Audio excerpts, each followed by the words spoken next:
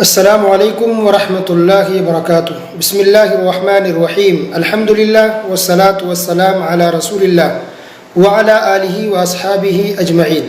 محترم سامعین کرام، آپ سن رہے ہیں قبر کا عذاب اور اس کی نعمتیں، پارٹ نمبر 1-2۔ اب تک آپ نے سنا کہ قبر کے اندر کیا عذاب ہے، کس طرح کا عذاب ہوگا اور کن لوگوں کے لیے عذاب ہے اور کن گناہوں کی وجہ سے عذاب ہوگا۔ پھر اس کے بعد آپ نے سنا کہ قبر کے اندر کیا نعمتیں ہیں۔ اللہ سبحانہ و تعالیٰ نے برزخ کی زندگی میں بھی بہت ساری نعمتیں رکھی ہیں۔ اللہ اکبر۔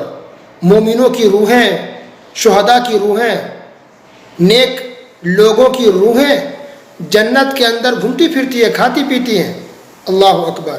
اور پھر اللہ سبحانہ و تعالیٰ کے عرش کے نیچے آ کر کے ٹھہر جاتی ہیں روحیں اور پھر وہ گھومتی پھرتی ہیں۔ تو یہ بہت بڑی نعمت ہو گئی۔ اس سے بڑی نعمت کیا ہو سکتی ہے کہ ایک مومن کی روح، ایک مسلمان اچھے نیک لوگوں کی روح جنت کے پھل کھائیں، گھومے پھریں، اللہ کی نعمت میں رہیں اور اللہ سبحانہ وتعالیٰ کے عرش کے نیچے آ کر کے ٹھہریں۔ بہت بڑی بات ہوگی۔ اللہ اکبر۔ تو اس نعمت کا ذکر کل کے درس میں ہوا۔ آج کے درس میں یہ سنیں گے کہ عذاب قبر سے کون محفوظ رہے گا، یعنی کون بچ پائے گا، اور وہ کون سے اعمال ہیں، نیکیاں ہیں جس کو کر کے ہم قبر کے عذاب سے بچ سکتے ہیں۔ ان دو باتوں کا ذکر آج کے درس میں انشاءاللہ کریں گے۔ تو قبر کے عذاب سے بچنے کے لیے جو وسیلے ہیں، جو چیزیں ہیں، وہ یہ ہے۔ نمبر 1 کہ انسان موت کو کثرت سے یاد کرے۔ یہ پہلا وسیلہ ہے۔ وسیلہ یعنی ذریعہ، کس وجہ سے یا کس چیز کے ذریعے ہم قبر کے عذاب سے بچ سکتے ہیں۔ تو نمبر 1 موت کو کثرت سے یاد کرنا۔ ایسا کرنے سے کیا ہوگا؟ ایسا کرنے سے یہ ہوگا کہ انسان گناہوں سے اور نافرمانی سے بچے گا، کیونکہ مرنا ہے، قبر کے اندر عذاب ہے۔ جب موت کو ہم یاد کریں گے تو ہم نافرمانی سے اور گناہوں سے بچیں گے۔ اسی طرح انسان توبہ استغفار کرنے میں جلدی کرتا ہے، اور انسان اپنا جائزہ لیتا ہے، معائنہ کرتا ہے، اپنا حساب و کتاب کرتا ہے کہ اس نے دن بھر میں کیا کیا نافرمانی کی، کتنے گناہ کیے۔ علامہ ابن القیم رحمۃ اللہ علیہ لکھتے ہیں کہ ایک مومن کو، مسلمان کو رات میں سونے سے پہلے اپنا جائزہ لینا چاہیے، یعنی اپنا حساب کتاب لینا چاہیے کہ اس نے کتنی نافرمانی کی یا کتنے نیک اعمال کیے۔ گناہوں پر انسان شرمندہ ہو، توبہ استغفار کرے اور اللہ سے معافی مانگ کر کے سوئے۔ اور اگر انسان سو کر کے صبح نہیں اٹھ پائے، اس کی موت آ گئی تو اس کی اچھی موت ہو گئی، کیونکہ انسان کی موت توبہ استغفار پر ہوئی۔ اور اگر انسان کی زندگی بچ گئی، انسان اٹھ گیا، اللہ نے زندگی بخش دی، تو اس کے لیے نئی زندگی کی شروعات ہوگی۔ تو موت کو یاد کرنا، اس کے کیا فائدہ ہے؟ نمبر 1 کہ انسان گناہوں سے بچے گا۔ نمبر 2 انسان توبہ استغفار کرنے میں جلدی کرے گا۔ اور نمبر 3 انسان جائزہ لے گا اپنے اعمال کا، اپنے کرتوتوں کا یا اپنی کوششوں کا، کہ اس نے کیا پایا اور کیا کھویا۔ تو پہلی چیز کہ موت کو کثرت سے یاد کیا جائے۔ اگر آپ چاہتے ہیں کہ قبر کے عذاب سے بچے تو موت کو کثرت سے یاد کریں۔ نمبر 2 کہ ایمان مضبوط ہو اور نیک اعمال ہو۔ کیا مطلب ایمان مضبوط ہو؟ یعنی ایمان تمام مسلمانوں کا ایک جیسا نہیں ہوتا ہے۔ کسی کا مضبوط ہے، کسی کا اور بھی مضبوط ہے، کسی کا اور زیادہ مضبوط ہے، کسی کا کمزور ہے، کسی کا اور بھی زیادہ کمزور ہے۔ سب کا ایمان الگ الگ ہے۔ ایمان کی مقدار، اسی گلاس میں ہم پانی ڈالتے ہیں تو ہم تھوڑا بھی ڈال سکتے ہیں، آدھا گلاس بھی ڈال سکتے ہیں اور ایک گلاس بھی ڈال سکتے ہیں۔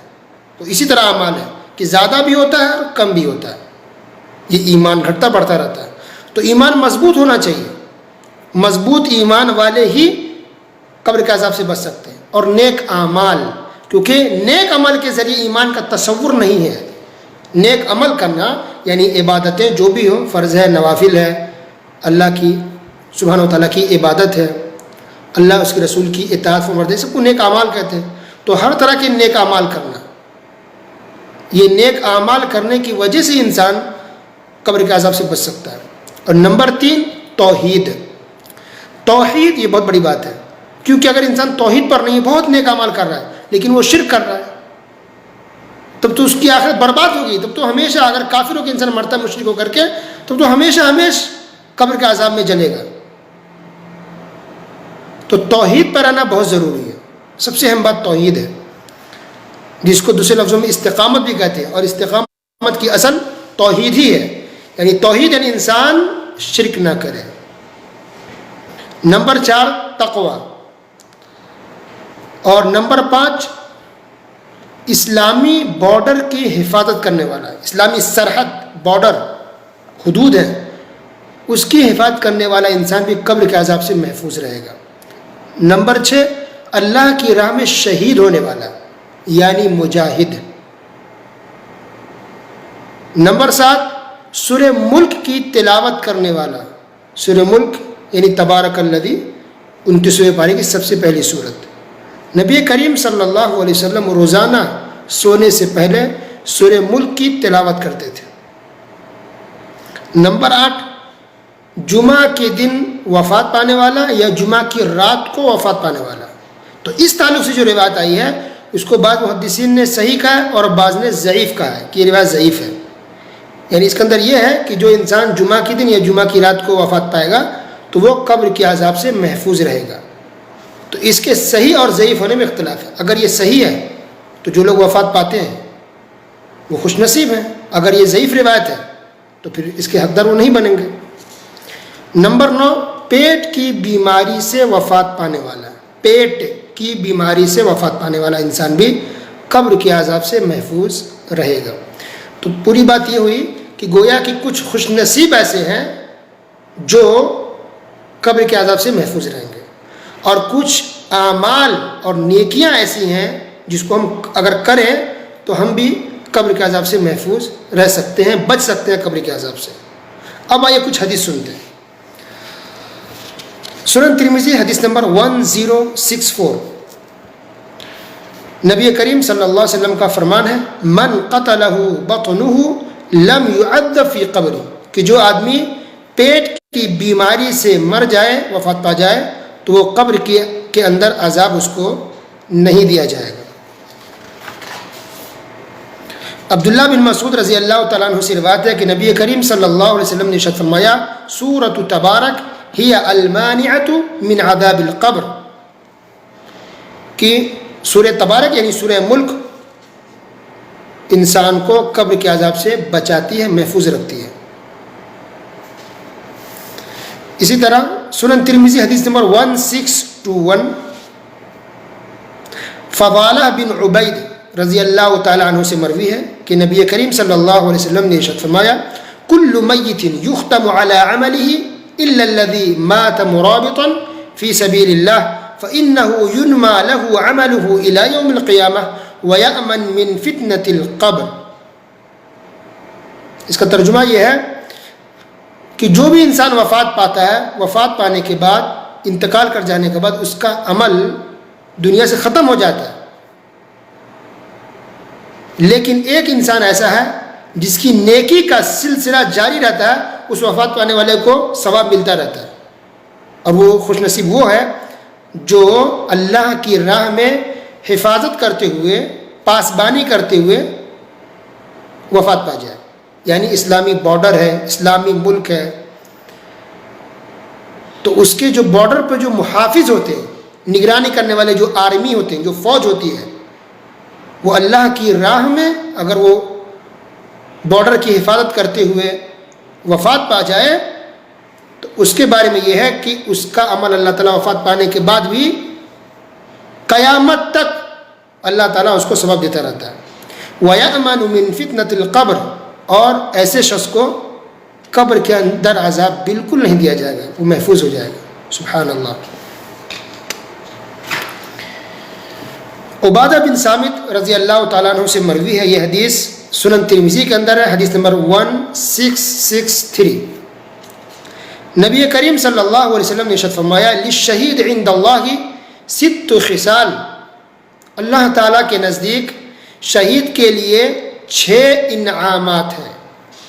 نمبر 1 یغفر له من اول دفعۃ من دمہ، کہ جب مجاہد اللہ کی راہ میں شہید ہوتا ہے تو پہلا قطرہ خون کا پہلا قطرہ زمین پر گرتے ہی اللہ سبحانہ وتعالیٰ اس کے تمام گناہوں کو معاف فرما دیتا ہے۔ وَيَرَى مَقْعَدَهُ مِنَ الْجَنَّةِ، جنت کے اندر وہ اپنا ٹھکانہ دیکھ لیتا ہے۔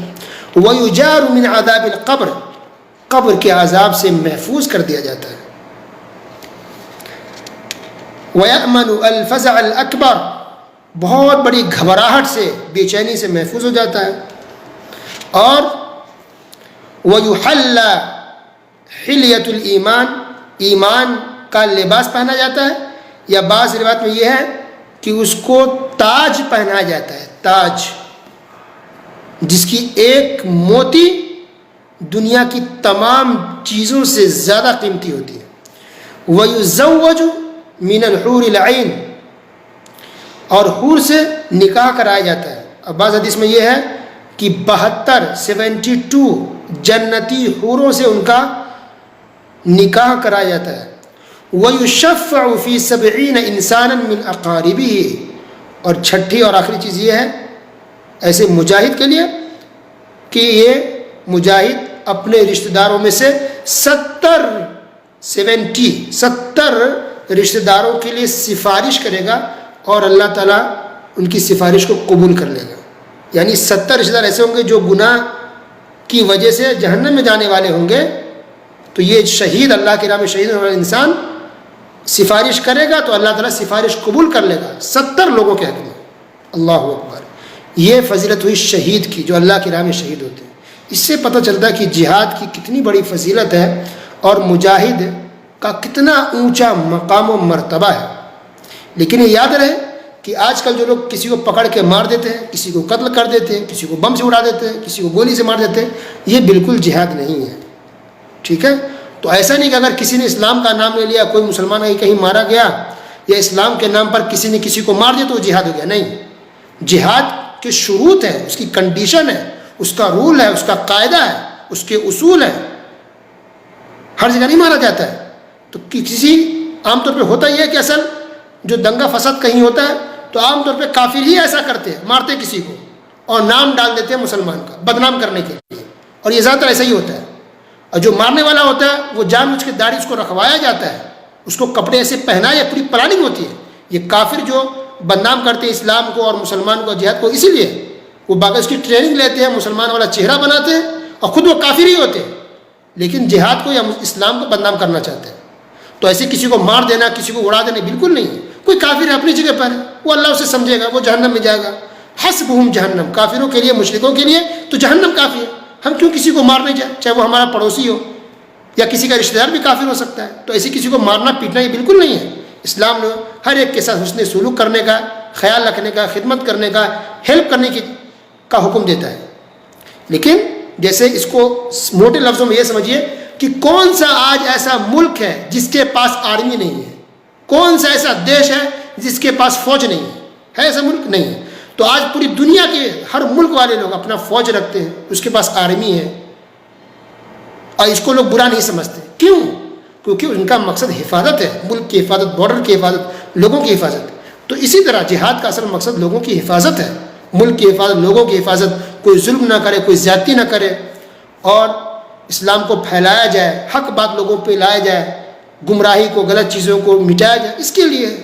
تو یہ پاکیزہ عبادت ہے، یہ قیامت تک کے لیے ہے. صحابہ کرام نے یہ کام کیا ہے، رسول اللہ صلی اللہ علیہ وسلم نے یہ کام کیا ہے، اور یہ قیامت تک یہ چیز باقی رہنے والی ہے، کبھی ختم نہیں ہوگی. لیکن جیسے میں نے کہا کہ یہ کنڈیشن میں ہے، یہ خاص رول ہے، قاعدہ ہے، قانون ہے، اصول ہے، تب ہوتا ہے. وہ ہمیشہ جہاں تک کس کو مار دو یہ غلط ہے، بالکل ظلم ہے سراسر.